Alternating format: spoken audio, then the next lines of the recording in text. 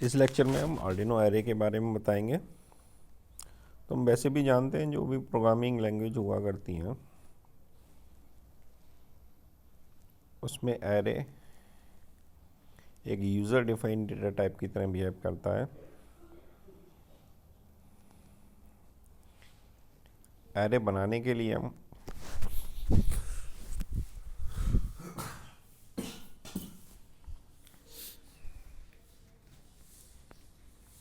Similar type के data type को एक साथ कंसेक्यूटिव मेमोरी लोकेशन एलोकेट करते हैं, तो जो स्ट्रक्चर बन के आता है उसको एरे कहा जाता है।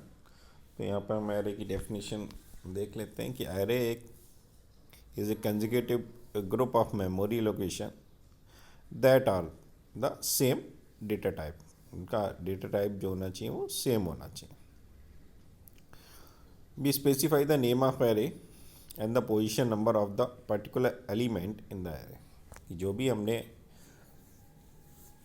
एलिमेंट लिखे हैं उनकी एक लोकेशन डिफाइन होती है और उन पूरे जितने भी नंबर ऑफ एलिमेंट्स ले रखे हैं उनको एक नेम असाइन किया जाता है।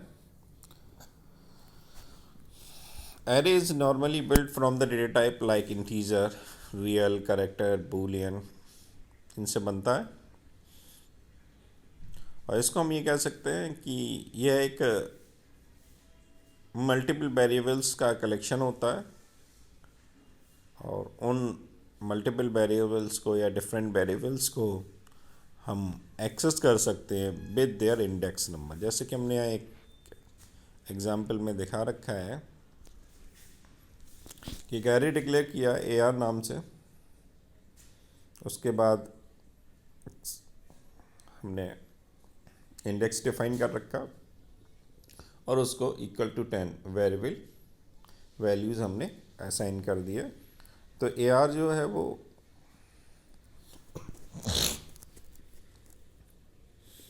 एरे का नेम है, फिर पैरेंथेसिस हमने अप्लाई करी है जो कि डिफरेंट टाइप के एलिमेंट्स के इंडेक्स को रिप्रेजेंट करेंगे उसके अंदर पैरेंथेसिस के अंदर। यहाँ पर हमने 0 लिख रखा है और इक्वल टू 10 कर दिया, तो उसको हमने एक वैल्यू असाइन कर दिया। फिर नेक्स्ट आता है कि हम एरे को डिक्लेयर कैसे करते हैं। तो एरे को डिक्लेयर करने के लिए जो सिंटैक्स होता है उसमें सबसे पहले टाइप स्पेसिफाई किया जाता है और उसका एरे का नेम हम स्पेसिफाई करते हैं, फिर एरे का साइज स्पेसिफाई करते हैं। जैसा कि हमने यहाँ दिखाई कर रखा है कि हम एक एरे बना रहे हैं जो इंटीजर टाइप का है और उसकी जो साइज़ है वो 8 है, यानी कि उसमें 8 एलिमेंट्स हैं। तो A is array of 8 elements. यहाँ पे हम एग्जाम्पल दिखा देते हैं कि कैसे हम एरे को डिक्लेयर करते हैं प्रोग्राम में और कैसे उसको यूज़ करते हैं विद इनिशियलाइजेशन और डिस्प्ले। तो हमने यहाँ पे एक एरे डिक्लेयर किया है 10 डिजिट का कि इंटीजर टाइप का है और एन हमने उसको नेम असाइन कर दिया, तो हो गया इंटीजर एन 10। फिर हमने वाइड सेटअप फंक्शन लिया, उसमें हमने कोई फंक्शनैलिटी परफॉर्म नहीं करी है। उसके बाद हमने वाइड लूप फंक्शन लिया है जिसमें हमने फॉर का लूप अप्लाई किया है। फॉर इंट आई बराबर 0 से इनिशलाइज होगा और कहाँ तक जाएगा, आई इज़ लेस देन 10 तक जाएगी वैल्यूज़ और प्लस प्लस आई हो जाए। क्या करना है उसमें, जो भी एरे के एन है उसका जो भी इंडेक्स आई है इक्वल टू 0 हो जाए और सीरियल प्रिंट आई हो जाए।